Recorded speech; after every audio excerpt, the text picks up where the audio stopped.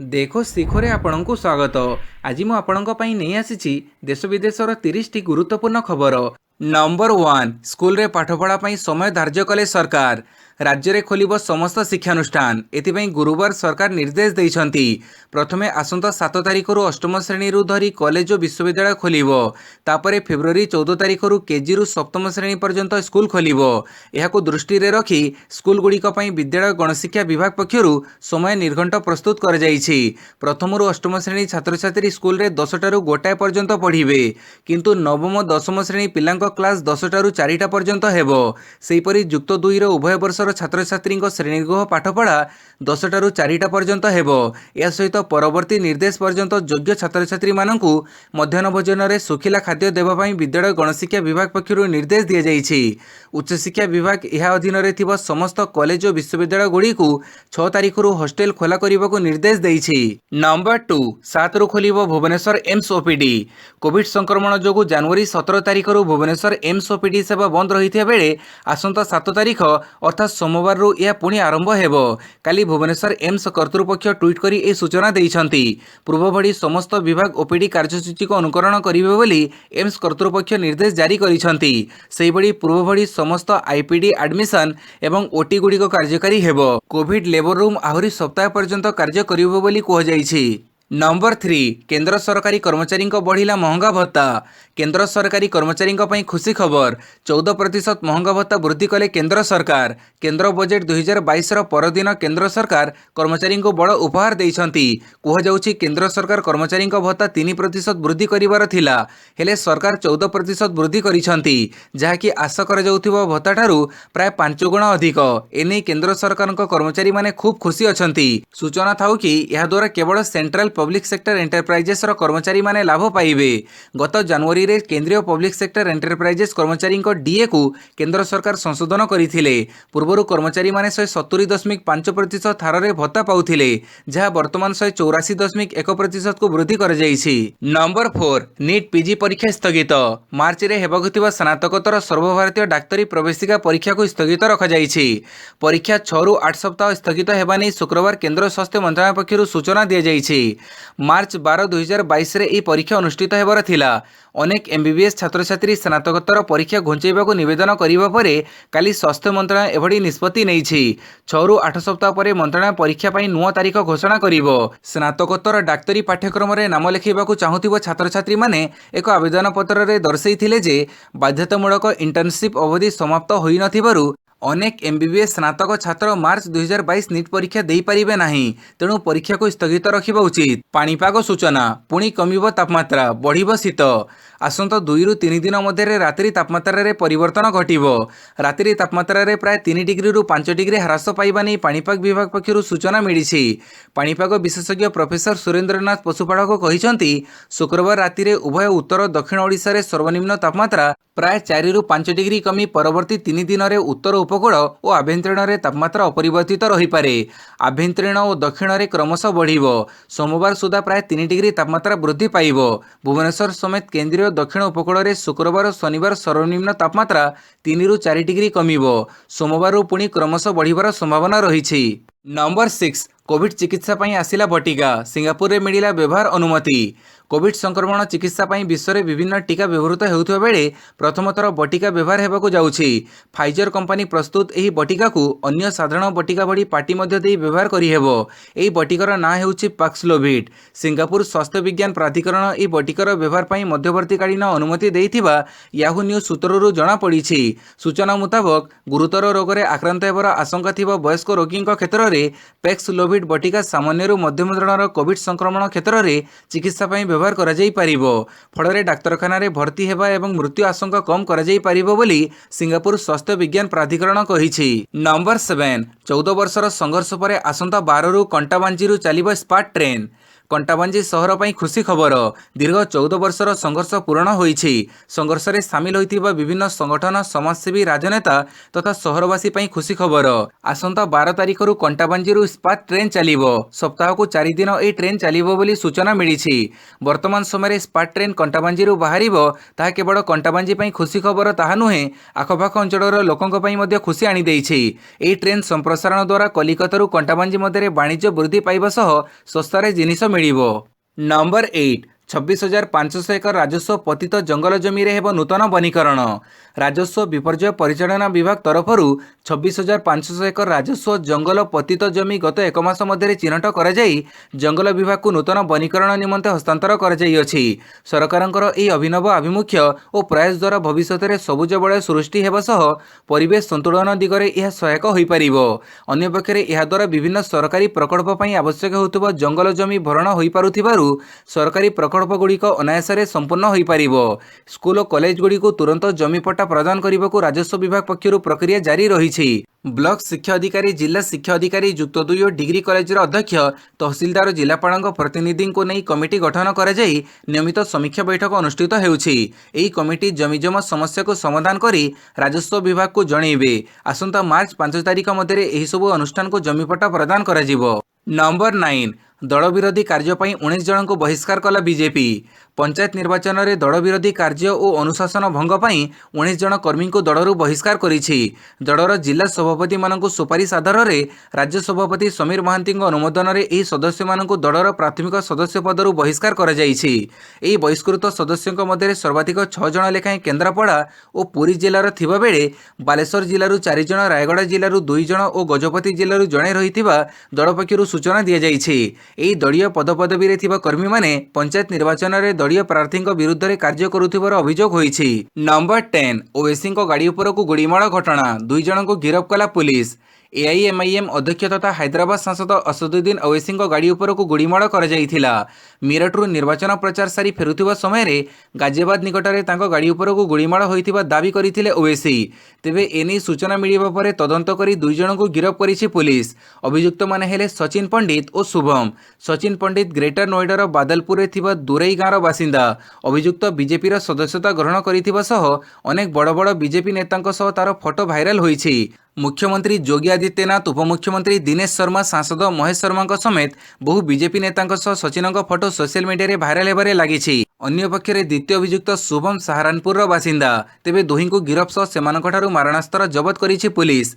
आक्रमण पर असदुद्दीन ओवैसी को मिलिला जेट सुरक्षा। नंबर 11 संबलपुर स्टेशन निकट में जम्बू तवी एक्सप्रेस लाइनच्युत। शुक्रवार राति में संबलपुर स्टेशन निकट में जम्बू तवी एक्सप्रेस लाइनच्युत होइछि। अवश्य ट्रेन खाली थिबारु ओ मात्र केतोटी चक लाइन बाहर को आसी जाइथिबारु कोनोसी क्षति होई नाही। जम्बूरु फेरी एही ट्रेन संबलपुर स्टेशन रे पहुंचीथिला। यात्री माने ओल्हेई सारिथिले। राति प्राय 11टा बेले ट्रेन को प्लाटफर्म रु पछुआ करी वाशिंग लाइन पटे निया जाउथिला। सेही समय चेरुआपड़ा रेड पोल ठारे एसी बगीर किछि चक लाइनच्युत होइथिबा सूचना मिलिछि। नंबर 12 गुप्तधन सन्देह एमआर मठरे खोलिले बाहरिला लुहा। गुप्तधन थिबा सन्देह करी ऐतिह्यपूर्ण एमआर मठरे काली 3टी स्थान रे खोड़ा जाइथिला। हेले सेठारु मिलिला नाही गुप्तधन। सेठारु गोटिए लुहाखंड बाहरिथिबा देखिबाकू मिलिथिला। 2011 मसीह 522 खंड और 2021 मसीह 45 खंड रूपा इटा एही मठरु बाहरिथिला। पुरीर एमआर मठरे गुप्तधन थिबा नै चर्चा होइथिला। एहा परे ट्रस्ट बोर्ड अध्यक्ष नारायण रामानुज दास, जिला प्रशासनर अधिकारी और पुलिस मठरे पहुंचीथिले। मठर विभिन्न स्थान को तन्न तन्न करी जांच कर जाइथिला। एहा परे खनन आरंभ होइथिला। प्रथमे मठर मुख्य प्रवेश पथ निकट में खनन कर जाइथिला। सेठारु किछि गुप्तधनर संधान मिली नथिला। एहा परे झोलण मंडप रे पूर्व चिन्हट होइथिबा 2टी स्थान रे खोड़ा जाइथिला। सेठारु 500 ग्राम ओजनर खंडिए लुहा मिलिथिला। ऐतिह्य बहन करुथुबा पुरीर प्रतिष्ठित एमआर मठ 1866 मसीहा 9 दुर्भिक्ष समय लक्ष लक्ष लोकों को अन्न जोगैथिला। नंबर 13 राज्य में 3000 तड़कू खसिला कोविड संक्रमण। राज्य में 3000 तड़कू खसिला कोविड संक्रमण। गत 24 घंटे राज्य में आउ 2697 आक्रांत चिन्हट होइछंती। खोर्धारू सर्वाधिक 513, अनुगुळरू 55, बालेश्वररू 73, बरगड़रू 53, भद्रकरू 48, बलांगीररू 98, बौद्धरू 48, कटकरू 138, देवगड़रू 39, ढेंकानालरू 40, गजपतिरू 59 चिन्हट होइछंती। गंजाम में 16, जगतसिंहपुर 67, जाजपुर 127, झारसुगुड़ारू 36, कढ़ांडी କଳାହାଣ୍ଡିରୁ 95, କନ୍ଧମାଳରୁ 34, କେନ୍ଦ୍ରାପଡ଼ାରୁ 40, କେନ୍ଦୁଝରରେ 44, କୋରାପୁଟରୁ 41, ମାଲକାନଗିରିରୁ 18, ମୟୂରଭଞ୍ଜରୁ 128, ନବରଙ୍ଗପୁରରୁ 75, ନୟାଗଡ଼ରୁ 96, ନୂଆପଡ଼ାରୁ 55, ପୁରୀରୁ 63, ରାୟଗଡ଼ାରୁ 85, ସମ୍ବଲପୁରରୁ 85, ସୋନପୁରରୁ 29, ସୁନ୍ଦରଗଡ଼ରୁ 291, ଷ୍ଟେଟପୁଲରୁ 108 ଜଣ ଆକ୍ରାନ୍ତ ଚିହ୍ନଟ ହୋଇଛନ୍ତି। ନମ୍ବର 14 ଧରାପଡ଼ିଲା ମୁମ୍ବାଇ ସିରିଏଲ୍ ବୋମା ବିସ୍ଫୋରଣ ଅଭିଯୁକ୍ତ ମୋଷ୍ଟ ୱାଣ୍ଟେଡ୍। ଭାରତୀୟ ଗୁଇନ୍ଦା ଏଜେନ୍ସିଙ୍କୁ ମିଳିଛି ବଡ଼ ସଫଳତା। ଧରାପଡ଼ିଛି ମୋଷ୍ଟ ୱାଣ୍ଟେଡ୍ ଆତଙ୍କବାଦୀ ଅବୁ ବକର। 1993 ମସିହାରେ ମୁମ୍ବାଇରେ ହୋଇଥିବା ସିରିଏଲ୍ ବୋମା ବିସ୍ଫୋରଣ ମାମଲାର ଅନ୍ୟତମ ଅଭିଯୁକ୍ତ ଅବୁ ବକର। ଦୀର୍ଘ 29 ବର୍ଷ ପରେ ତାକୁ ଧରିବାକୁ ସକ୍ଷମ ହୋଇଛି ଭାରତ। ଭାରତୀୟ ଗୁଇନ୍ଦା ଏଜେନ୍ସିଙ୍କ ଗୁପ୍ତ ସୂଚନା ମୁତାବକ ତାକୁ ୟୁଏଇ କର୍ତ୍ତୃପକ୍ଷ ଅଟକ ରଖିଛନ୍ତି। ଜାତୀୟ ଗଣମାଧ୍ୟମରେ ଏ ସମ୍ପର୍କିତ ଖବର ପ୍ରକାଶ ପାଇଛି। ଖବର ଅନୁସାରେ ଧରାଯାଇଥିବା ଆତଙ୍କବାଦୀ ଅବୁ ବକରକୁ ୟୁଏଇ ଦେଇ ଭାରତ ଅଣାଯିବ। ଅବୁ ବକର ପିଓକେରେ ଆତଙ୍କବାଦୀଙ୍କ ଅସ୍ତ୍ରଶସ୍ତ୍ର ଯୋଗାଣ ସହ ବିସ୍ଫୋରକ ବ୍ୟବହାର ତାଲିମ ଦେଉଥିଲା। 1993 ବିସ୍ଫୋରଣରେ ବ୍ୟବହାର କରାଯାଇଥିବା ବିସ୍ଫୋରକ ମୁମ୍ବାଇରେ ଆଣିବାରେ ସେ ସମ୍ପୃକ୍ତ ଥିଲା। ସେ ପାକିସ୍ତାନ ଓ ୟୁଏଇରେ ରହୁଥିବା ସୂଚନା ରହିଛି। ନମ୍ବର 15 ଓଡ଼ିଶାର 8 ଶିକ୍ଷା ଅଧିକାରୀ ପାଇବେ ଜାତୀୟ ପୁରସ୍କାର। ଶୈକ୍ଷିକ ପ୍ରଶାସନ କ୍ଷେତ୍ରରେ ନବପ୍ରବର୍ତ୍ତନ ଓ ଉତ୍ତମ ବୃତ୍ତି ନିମନ୍ତେ ଉପଯୁକ୍ତ ମାନ୍ୟତା ପ୍ରଦାନ ପରିପ୍ରେକ୍ଷୀରେ ଜାତୀୟ ପୁରସ୍କାର ତାଲିକା ପ୍ରକାଶ ପାଇଛି। ଜାତୀୟ ଶୈକ୍ଷିକ ଯୋଜନା ଏବଂ ପ୍ରଶାସନ ସଂସ୍ଥାନ ପକ୍ଷରୁ ଏହି ପୁରସ୍କାର ଆସନ୍ତା 10 ତାରିଖ ନୂଆଦିଲ୍ଲୀରେ ପ୍ରଦାନ କରାଯିବ। ଏଥିପାଇଁ ଓଡ଼ିଶାର 8 ଜଣ ଶିକ୍ଷା ଅଧିକାରୀ ସଂକ୍ଷିପ୍ତ ତାଲିକାଭୁକ୍ତ ହେବା ପରେ ଏହି ପୁରସ୍କାର ନିମନ୍ତେ ମନୋନୀତ ହୋଇଛନ୍ତି। ଶିକ୍ଷାବର୍ଷ 2019-20 ପାଇଁ ଘୋଷିତ ଏହି ପୁରସ୍କାର ତାଲିକାରେ ଖୋର୍ଦ୍ଧା ଜିଲ୍ଲା ଶିକ୍ଷା ଅଧିକାରୀ ବନ୍ଦନା ମହାପାତ୍ର, ବ୍ଲକ ଶିକ୍ଷା ଅଧିକାରୀ ରାକେଶ କୁମାର ପ୍ରଧାନ, ବ୍ଲକ ଶିକ୍ଷା ଅଧିକାରୀ ଡକ୍ଟର ପ୍ରଭାତୀ କୁମାର ମହାପାତ୍ର, ମାଲକାନଗିରି ବ୍ଲକ ଶିକ୍ଷା ଅଧିକାରୀ ହିମାଂଶୁ ଭୂଷଣ ସମର୍ଥ, ସୁନ୍ଦରଗଡ଼ ଜିଲ୍ଲା ବିଶ୍ରା ବ୍ଲକ ଶିକ୍ଷା ଅଧିକାରୀ ପ୍ରଜ୍ଞା ପରମିତା ଜେନା, ସରକାରୀ ହାଇସ୍କୁଲ ପ୍ରଧାନ ଶିକ୍ଷକ ହେମସାଗର ମହାନନ୍ଦ, ବ୍ଲକ ଶିକ୍ଷା ଅଧିକାରୀ ସ୍ମୃତିରେଖା ନାୟକ ଓ ବ୍ଲକ ଶିକ୍ଷା ଅଧିକାରୀ ହରକୃଷ୍ଣ ପଣ୍ଡା ପ୍ରମୁଖ ରହିଛନ୍ତି। ଜମତାରା ଗ୍ୟାଙ୍ଗ ମାଷ୍ଟରମାଇଣ୍ଡ ବସିଛି ଝାରଖଣ୍ଡରେ। ତଥ୍ୟ ଆସୁଛି ମୁମ୍ବାଇରୁ ଆସୁଥିଲା ତଥ୍ୟ। ଝାରଖଣ୍ଡରେ ବସିଥିଲା ଜମତାରା ଗ୍ୟାଙ୍ଗର ମୁଖ୍ୟ। ସେ ସେଠାରେ ବସି ଅପରେଟ୍ କରୁଥିଲା ପୁରା ଗ୍ୟାଙ୍ଗ ଆଉ ବିଛା ଯାଉଥିଲା ମାୟାଜାଲ। ସେହି ଜାଲରେ ପଡ଼ିଯାଉଥିଲେ ନିରୀହ ଜନତା। ପୁଲିସ ହାତରେ ଧରାପଡ଼ିଥିବା 3 ଅଭିଯୁକ୍ତଙ୍କଠାରୁ ଏପରି ତଥ୍ୟ ହାସଲ କରିଛି କ୍ରାଇମବ୍ରାଞ୍ଚ। ଏବେ ମଧ୍ୟ ମାଷ୍ଟରମାଇଣ୍ଡ ସମ୍ପର୍କରେ ତଥ୍ୟ ସଂଗ୍ରହ ଚାଲିଛି ବୋଲି କ୍ରାଇମବ୍ରାଞ୍ଚ ଏଡିଜି ସଞ୍ଜୀବ ପଣ୍ଡା ସୂଚନା ଦେଇଛନ୍ତି। ଜମତାରା ଗ୍ୟାଙ୍ଗ ସଦସ୍ୟଙ୍କ ରିମାଣ୍ଡ ନେଇ କ୍ରାଇମବ୍ରାଞ୍ଚ ଏଡିଜି କହିଛନ୍ତି, ଗିରଫ 3 ସାଇବର ଠକଙ୍କୁ ଜେରା ବେଳେ ବହୁ ତଥ୍ୟ ମିଳିଛି। ସେମାନେ ଯେଉଁ ମୋବାଇଲର IMEI ଓ ସିମ୍ ବ୍ୟବହାର କରୁଥିଲେ ସେ ସମ୍ପର୍କରେ ସବୁ ରାଜ୍ୟକୁ ସୂଚନା ଦିଆଯାଇଥିଲା। ଏହାପରେ ବିଭିନ୍ନ ରାଜ୍ୟରୁ ଆସିଥିଲା ସୂଚନା। ଏଡିଜି ଆହୁରି କହିଛନ୍ତି, ଗ୍ୟାଙ୍ଗର ମାଷ୍ଟରମାଇଣ୍ଡ ସମ୍ପର୍କରେ ସୁରାକ ମିଳିଛି। ଝାରଖଣ୍ଡରେ ରହି ଗ୍ୟାଙ୍ଗ ଅପରେଟ୍ କରୁଥିଲା ମାଷ୍ଟରମାଇଣ୍ଡ। ଲୋକଙ୍କ ବ୍ୟାଙ୍କ ଡାଟା ମୁମ୍ବାଇରେ ରହୁଥିବା ଜଣେ ବ୍ୟକ୍ତି ଯୋଗାଉଥିଲା। ସେହି ତଥ୍ୟକୁ ମାଷ୍ଟରମାଇଣ୍ଡ ଅନ୍ୟମାନଙ୍କ ପାଖକୁ ପଠାଉଥିଲା। ଏହାପରେ ବିଭିନ୍ନ ଉପାୟରେ ଲୁଟ୍ ପାଇଁ ଯୋଜନା କରୁଥିଲା ଗ୍ୟାଙ୍ଗ। ନମ୍ବର 17 ସେନାର ଯବାନ ନୁହନ୍ତି, ଏଣିକି ରୋବଟ ଡଗ୍ ଜଗିବେ ସୀମା। ସୀମା ସୁରକ୍ଷା ପାଇଁ ଆମେରିକା ଏକ ନୂଆ ପ୍ରକାର ଗାର୍ଡ ଉପରେ କାମ କରୁଛି। ଏହି ଗାର୍ଡକୁ ରୋବଟ ଡଗ୍ କୁହାଯାଉଛି। ଡିପାର୍ଟମେଣ୍ଟ ଅଫ୍ ହୋମଲ୍ୟାଣ୍ଡ ସିକ୍ୟୁରିଟିଜ୍ ଘୋଷଣା କରିଛି କି US customs and border protection robot ଡଗ୍ସର ପରୀକ୍ଷଣ କରୁଛି। ଏହି ଡଗ୍କୁ ସୀମା ଉପରେ ନଜର ରଖିବାର ଲକ୍ଷ୍ୟରେ ତିଆରି କରାଯାଉଛି। ଏହି ରୋବଟ ଡଗ୍ ହାତରେ ସୁଟିଂ ଗନ୍ ଧରିବାର ଦୃଶ୍ୟ କିଛି ବର୍ଷ ମଧ୍ୟରେ ଦେଖିବାକୁ ମିଳିବ। ରୋବଟ ଡଗ୍କୁ 20 ପାଉଣ୍ଡ ପେଲୋଡ୍ ନେଇ ପାହାଡ଼ ଚଢ଼େଇ ତଳକୁ ଓହ୍ଲେଇ ପଥରେ ଚଲେଇ ସିଢ଼ି ଚଢ଼େଇ ପରୀକ୍ଷଣ କରାଯାଇଛି। ତେବେ DHS ଏହାର ପରୀକ୍ଷଣ ଓ ଏହାର ଡେଭଲପମେଣ୍ଟକୁ ନେଇ କୌଣସି ଟାଇମଲାଇନ୍ ସେୟାର କରିନାହାନ୍ତି। CBP ଏଥିପାଇଁ advance automated ground surveillance vehicle system develop କରୁଥିବା କମ୍ପାନୀ ଗୋଷ୍ଟ ରୋବୋଟିକ୍ସ ସହିତ ପାର୍ଟନରସିପ୍ କରିଛି। ନମ୍ବର 18 म्यांमार सेना भୟରେ ଭାରତ ସୀମାରେ ପଶିଲେ 8000 ଶରଣାର୍ଥୀ। म्यांमाରରେ ସାଧାରଣ ଜନତାଙ୍କ ଉପରେ ସେନାର ଅତ୍ୟାଚାର ବଢ଼ି ଚାଲିଛି। ସେନା ଭୟରେ ପ୍ରାୟ 8000 ଶରଣାର୍ଥୀ ସୀମା ପାର କରି ଭାରତର ମିଜୋରାମ ରାଜ୍ୟରେ ପ୍ରବେଶ କରିଛନ୍ତି। ଭାରତୀୟ ସୀମାକୁ ଲାଗିଥିବା म्यांमारର ଚମ୍ପାଇ ଜିଲ୍ଲାର 3ଟି ଗ୍ରାମ ଉପରେ ସେନା ଆକ୍ରମଣ କରି ବୋମା ପକାଇବା ଓ ଗୁଡ଼ି ଚଢ଼ିବା ଫଳରେ ଲୋକମାନେ ପ୍ରାଣ ବିକଟରେ ଭାରତକୁ ପଡ଼ି ଆସିଛନ୍ତି। ମିଜୋରାମ ସରକାରଙ୍କ ସୂଚନା ଅନୁସାରେ ଆକ୍ରମଣ ହୋଇଥିବା ଏହି 3ଟି ଗ୍ରାମ ହେଲା ହାଇମୁଆଲ, ରିହ ଓ ଖାଉମାଇ। ଏସବୁ ଗ୍ରାମର ପ୍ରାୟ 8149 ଜଣ ଅଧିବାସୀ ଭାରତରେ ଶରଣ ନେଇଛନ୍ତି। ତେବେ ସେନାଗୁଡ଼ିରେ ଏସବୁ ଗ୍ରାମର କେତେକ ଲୋକ ପ୍ରାଣ ହରାଇଛନ୍ତି ସେ ସମ୍ପର୍କରେ ସୂଚନା ମିଳିପାରି ନାହିଁ। ନମ୍ବର 19 ରାହୁଲ ଗାନ୍ଧୀଙ୍କ ବଡ଼ ଘୋଷଣା, ଗରିବଙ୍କୁ ଦିଆଯିବ ମାସିକ 6000 ଟଙ୍କା। ଗୋଆ ବିଧାନସଭା ନିର୍ବାଚନ ପାଇଁ ପ୍ରଚାର ଜୋରଦାର ଚାଲିଛି। ଏହାରି ଭିତରେ ପୂର୍ବତନ କଂଗ୍ରେସ ସଭାପତି ତଥା ଦଳର ଟାଣୁଆ ନେତା ରାହୁଲ ଗାନ୍ଧୀ ଗୋଆ ଗସ୍ତରେ ଅଛନ୍ତି। ଶୁକ୍ରବାର ସନ୍ଧ୍ୟାରେ ଏକ ଭର୍ଚୁଆଲ ରାଲିକୁ ସମ୍ବୋଧିତ କରି ରାହୁଲ ଶାସକ ଦଳ ତଥା ଭାରତୀୟ ଜନତା ପାର୍ଟିକୁ ଟାର୍ଗେଟ କରିଛନ୍ତି। ଏହାସହ ରାହୁଲ ଗୋଆବାସୀଙ୍କୁ ବଡ଼ ବଡ଼ ପ୍ରତିଶ୍ରୁତି ଦେଇଛନ୍ତି। ରାହୁଲ କହିଛନ୍ତି, ଗୋଆର ଲୋକଙ୍କ ପାଇଁ ଆମେ ନ୍ୟାୟ ସ୍କିମ୍ ଆଣିବୁ। ଏହି ସ୍କିମ୍ ଆଧାରରେ ଆମେ ପ୍ରତି ମାସରେ ଗୋଆର ସବୁଠାରୁ ଗରିବ ଲୋକଙ୍କ ବ୍ୟାଙ୍କ ଆକାଉଣ୍ଟକୁ ମାସିକ 6000 ଟଙ୍କା ପଠାଇବୁ। ଅର୍ଥାତ୍ ବାର୍ଷିକ ବ୍ୟାଙ୍କ ଆକାଉଣ୍ଟରେ 72000 ଟଙ୍କା ଦିଆଯିବ। ରାହୁଲ ଗାନ୍ଧୀ କହିଛନ୍ତି, ପର୍ଯ୍ୟଟନ, କୋଭିଡ୍ ଏବଂ ରୋଜଗାରରେ ବିଜେପି ସରକାର ବିଫଳ ରହିଛି। ଦଳବଦଳ କରୁଥିବା ଲୋକଙ୍କୁ ଆମେ ଟିକେଟ୍ ଦେଉନାହୁଁ। ଏଥର ଆମେ ନୂଆ ଲୋକଙ୍କୁ ଟିକେଟ୍ ଦେଉଛୁ। नंबर 20 अनुसूचित जनजाति मागणा योजना घोषणा कले केजरीवाल। गोवा उत्तराखंड और पंजाब रे क्षमता दखल करने को लक्ष्य रखि आम आदमी पार्टी एवं मागणा योजना घोषणा कर भोटर को आकृष्ट कर लगी। केजरीवाल कहते आप क्षमता को आसिले राज्य और केन्द्र सरकार बजेट रे हेउथिबा व्यवस्था अनुसार प्रतिवर्ष अनुसूचित जनजाति समाजर विकास पई 2400 कोटी टंका खर्च करा जिवो। सरकारी क्षेत्र एसटी वर्गों पर संरक्षण होइथिबा 3000 पदवी को जरूरीकालीन उपाय पूरण करा जिवो।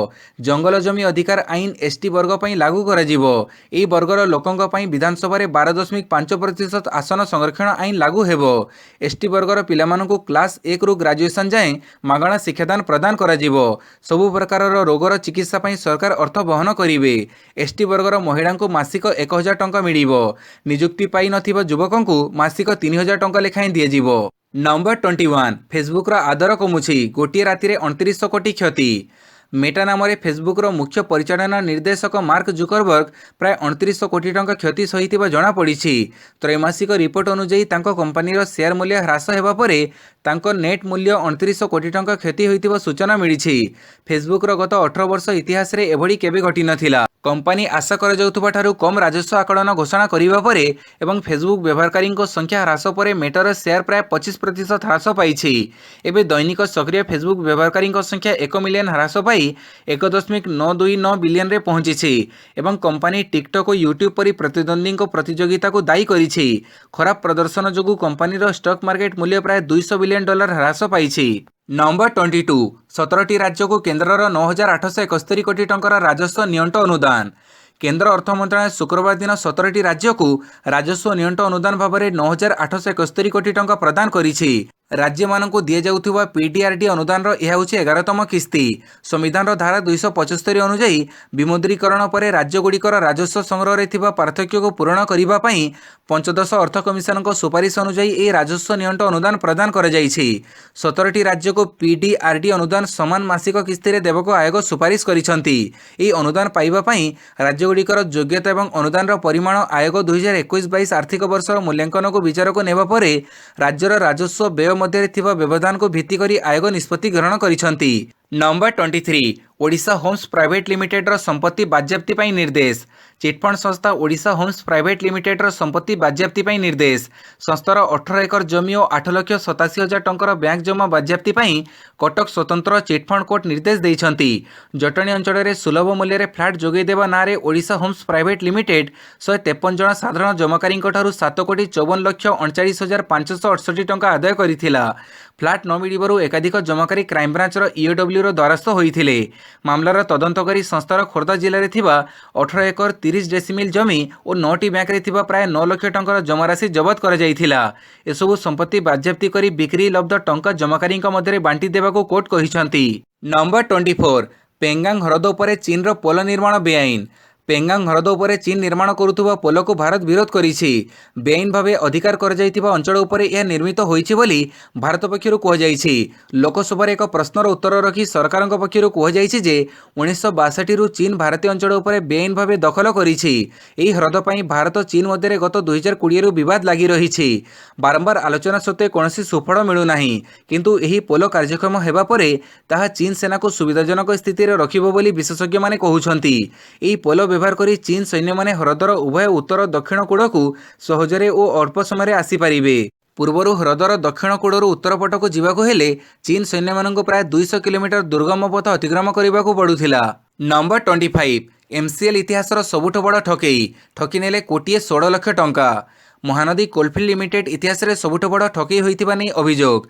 क्लेम्स कमिशन पूर्वतन सेक्रेटारी आईएएस वेणुधर विषणक नारे जाल दस्तखत करी 1,16,43,000 टंका ठकई होइछि। जड़े महानदी कोलफिल्ड लिमिटेड अधिकारी त्रिलोचन दंडसेना क्लेम्स कमिशन जड़े क्लर्क स्वागत प्रकाश बराड़ और claims commission technical inspector Dushmant Patel को खारबेल नगर पुलिस गिरफ करिछि। नंबर 26 आरंभ है बेजिंग शीतकालीन ओलंपिक्स भारतीय दल में जड़े खेलाड़ी रंगारंग कार्यक्रम सह आरंभ होईछि बेजिंग शीतकालीन ओलंपिक्स बेजिंग रे थिबा प्रसिद्ध बार्ड्स नेट्स स्टाडियम रे उद्घाटनी समारोह अनुष्ठित होईछि। ई स्टाडियम रे ही 2008 ओलंपिक्स रो उद्घाटनी समारोह अनुष्ठित होईथिला। भारत पक्षरु जणे मात्र एथलेट ई ओलंपिक्स रे जोग देइछन्ति से होछन्ति आरिफ खां। से हाथ में त्रिरंगा धरी भारतर प्रतिनिधित्व करथिले। तांको सहित दुई जण सपोर्ट स्टाफ थिले। आरिफ खां होछन्ति काश्मीर बासिंदा। नंबर 27 फेब्रुआरी 10 रु रणजी ट्रॉफी ग्रुप डी रे ओडिशा कोविड-19 संक्रमण सत्वे 2021-22 ऋतुर देशर प्रमुख घरोई प्रथम श्रेणी क्रिकेट टूर्नामेंट आयोजन करने को किछि दिन पूर्व बीसीसीआई घोषणा करिथिला। गुरुवार बीसीसीआई पक्षरु विभिन्न ग्रुप मैच सब आयोजन करने को 9टी सहरर तालिका घोषणा करिछि। यह अनुसार आम राज्य ओडिशार रणजी दल ग्रुप डी रे स्थान पाइछि। 16 रु ई ग्रुपर मैच सब अहमदाबाद रे खेला जिवो। ग्रुप डी रे ओडिशा सह थिबा दल माने हेले गत थरर चैंपियन सौराष्ट्र, सर्वाधिक थर रणजी चैंपियन मुंबई और गोवा। चलित वर्ष कोविड संक्रमण एवं मार्च 27 रु आईपीएल आरंभ हेबाकु थिबारु रणजी ट्रॉफी को 2टी पर्यायर आयोजन पई निष्पत्ति निया जाइछि। नंबर 28 जून रे बारवाटी रे टी20 कटक बारवाटी स्टाडियम रे आसंता जून मासरे भारत दक्षिण आफ्रिका मध्य टी20 मैच अनुष्ठित हेबो। ए संपर्क में ओडिशा क्रिकेट एसोसिएशन संपादक संजय बेहेरा सूचना देइछन्ति। से कहिछन्ति जे भारत दक्षिण आफ्रिका मैच नहीं भारतीय क्रिकेट कंट्रोल बोर्ड अध्यक्ष सौरभ गांगुली आलोचना होईछि। सूचनायोग्य चलित मास 15 रे बारवाटी रे पूर्व निर्धारित टी20 मैच बातिल होई सारिछि। नंबर 29 बेजिंग ओलंपिक को आसिले नहीं अनेक विश्व नेता।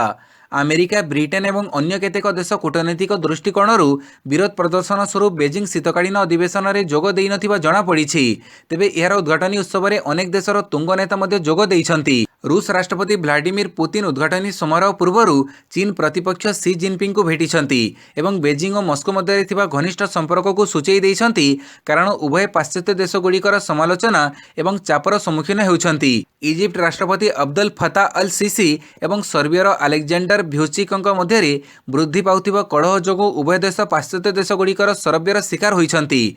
तेणु उभय नेता चीन आड़क ढळिबा आरंभ करिछन्ति। अन्य पक्षरे मध्य एशियार समस्त 5टी पूर्वतन सोवियत गणतंत्रर नेता माने बेजिंग जाइछन्ति, जहाँ चीन सहित सेही सबु देशर घनिष्ठ संपर्क को दर्शाउछि। नंबर 30 इतिहास रचिले जूनियर डिविलियर्स भांगिले धवनक बड़ रेकर्ड। जूनियर डिविलियर्स नाम परिचित डिवाल्ड ब्रेविस इतिहास रचिछन्ति। दक्षिण आफ्रिकार यह युवा ऑलराउंडर आईसीसी अंडर 19 विश्वकप्र कौन एक संस्करण में सर्वाधिक रन संग्रहकारी बैट्समैन होइछन्ति। एथिसह से भारतर ओपनिंग बैट्समैन शिखर धवन को पछरे पकई देइछन्ति। गुरुवार बांग्लादेश विपक्ष सप्तम और अष्टम मैच रे ब्रेविस 38 रनर शतकीय इनिंग्स खेलिथिले। एथिसह उक्त विश्वकप रे से मात्र 6 मैच रे 84.33 हार रे 506 रन करिवार रेकर्ड करिसन्ति। से 2टी शतक 3टी अर्धशतक मारिछन्ति। यस ब्रेविस बोलिंग रे मध्य कमाल करी 7टी विकेट हासिल करिसन्ति। तेबे पूरा टूर्नामेंट रे ब्रेविस श्रीलंका विपक्ष में विफल होइथिले, जोथिरे से मात्र 6 रन करिथिले। अंडर 19 विश्वकप्र कौनसी संस्करण में सर्वाधिक स्कोर रेकर्ड एवं ब्रेविस नारे हो जाइछि। तांको पूर्वरु भारतर शिखर धवन 2004 अंडर 19 विश्वकप रे 7 मैच खेली 505 रन करिथिले, जोथिरे 3 शतक सामिल थिला। भिडियोटी को संपूर्ण देखिथिबारु बहुत बहुत धन्यवाद।